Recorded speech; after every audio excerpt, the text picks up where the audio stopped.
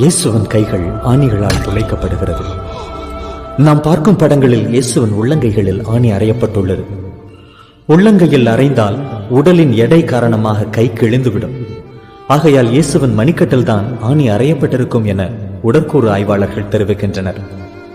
தூரின் நகர உடற்போர்வை ஆய்வுகளின்படி இயேசுவின் மணிக்கட்டின் 2 எலும்புகளான உல்னா மற்றும் ரேடியஸுக்கு இடையில் ஆணிகள் அறையப்பட்டிருந்ததாக கூறப்படுகிறது. கைகளில் கூர்மையான ஆணிகள் அறையப்படும் பொழுது வேதனை உச்சத்தில் இருக்கும். அந்த வலியை மார்பின் என்ற வலி நிவாரணியால் கூட குறைக்க முடியாது என்கிறார் டாக்டர் ஃபிரெடரிக் சுகை.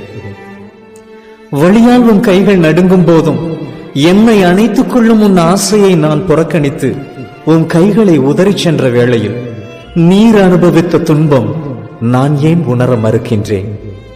உம்மை அணைத்துக் கொள்ள இனியும் நான் ஏன்